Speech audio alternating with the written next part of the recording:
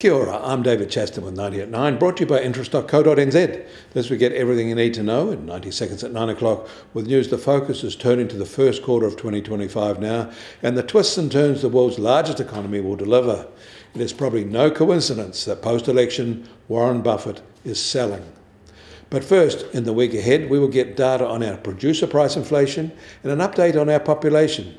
Not to forget a full dairy auction on Wednesday, which should confirm the recent high US dollar prices are extending. And remember, in a week from Wednesday, the RBNZ will review the OCR for the final time in 2025. This review has to hold them until February the 19th, so the look ahead will dominate. We've had a 4% one-year swap rate essentially unchanged for 7 straight weeks now. The 90-day bank bill rate has been stable at 4.5% for 3 straight weeks. On one hand, OIS pricing sees a 50 basis points OCR cut coming. On the other, some short markets aren't flagging any change. Our longer rates have been rising in response to the expected Trump inflation, so our 1 to 5 swap curve is suddenly no longer inverted, and our 1 to 5 New Zealand government bond curve has also turned positive for the first time since 2022. It isn't known what the RBNZ thinks of the ending of inverted rate curves, although it is unlikely to be disappointed. And in the US, it seems the Fed is in no hurry to cut interest rates, according to a Powell speech on Friday in Dallas.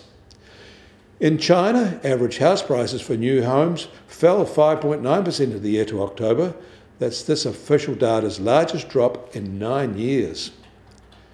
And China reported slightly lower industrial production growth for October, but it was still good at 5.3%, even if it was less than expected. However, electricity production only rose 2.1% in October from a year ago, undercutting the veracity of the industrial production data.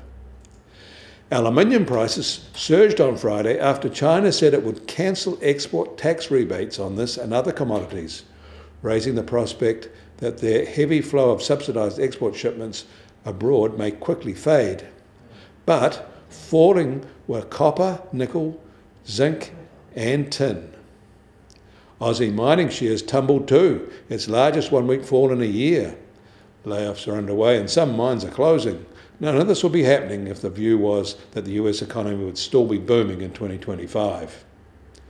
The US Treasury 10-year yield is now just on 4.44% and up 2 basis points from Saturday, up 17 basis points for the past week.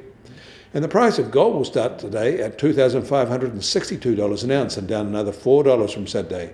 But that's down more than $120 or 4.5% from a week ago. And oil prices are 50 US cents lower at $67 a barrel in the US, while the international Brent price is now just on $71 a barrel. These are about $2.50 lower than week ago levels. And the Kiwi dollar starts today at 58.6 US cents, down 10 basis points from Saturday. A week ago, it was at 59.7 US cents, so a full 1 cent drop since then. Against the Aussie, we're little changed at 90.8 Australian cents. Against the euro, we're unchanged at 55.6 euro cents. That all means our trade-weighted index starts today at just over 68.4 and down 10 basis points from Saturday, down 40 basis points in a week. You can get more news affecting the economy in New Zealand from interest.co.nz. Kia ora, I'm David Chaston, and we'll do this again on Wednesday.